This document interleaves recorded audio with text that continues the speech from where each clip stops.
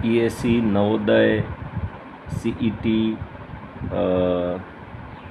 TET ટાટમાં પણ ઉપયોગી બને. પોલીસની એક્ઝામમાં પણ થોડુંક ગણિત જોઈએ. 8, 6, 0, 4 અંકો વડે બની શકતી 4 અંકોની નાનામાં નાની સંખ્યા.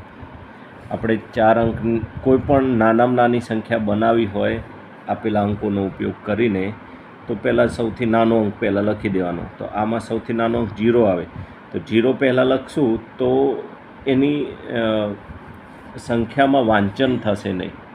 એટલા માટે આપણે બચેલામાંથી નાનો અંક પહેલાં 4 લખવાનો અને પછી 0 લખવાનું, પછી 6 ને 8, એટલે એ રીતની સંખ્યા બનશે સી ઓપ્શન 4068.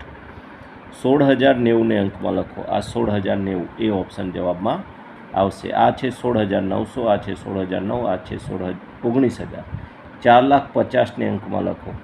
આ 4,05,000 છે, આ 4,50,000 છે. બરાબર, તો બી ઓપ્શન જવાબમાં આવશે. 9,06,078ને શબ્દમાં લખો. આ 9 લાખ છે, તો 9,06,078 ઓપ્શન નંબર બી આવશે. આગળ જોઈએ. ગણતરીની સૌથી નાની સંખ્યા ખાલી જગ્યા છે, તો અહીંયા આપણે એક જવાબ લઈશું. ગણતરીની કહી છે એટલે 0 એ ગણતરીમાં નહીં આવે.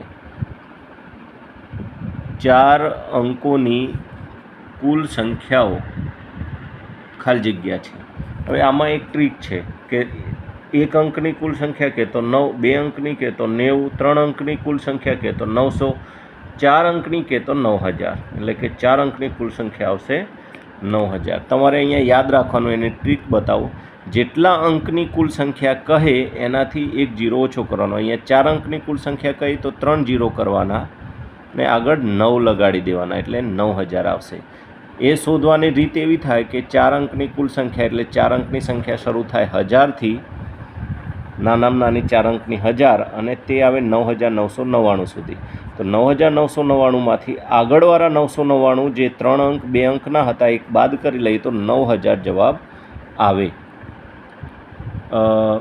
આ સંખ્યાનું વાંચન થશે 5 × 10,000 એટલે 50,000, 2000 એટલે 52,000. અહીંયા શતક 0 છે, દશક પણ 0 છે, અને 8 એકમ, એટલે કે ઓપ્શન નંબર એ જવાબમાં આવશે. 5 અંકોની મોટા મોટી અને નાનામાં નાની સંખ્યાનો તફાવત મેં આગળ શીખવ્યું એમ કે મોટા મોટી સંખ્યા કે તો એટલા નવડા કરી લેવાના. 5 અંકની મોટી તો 5 નવડા,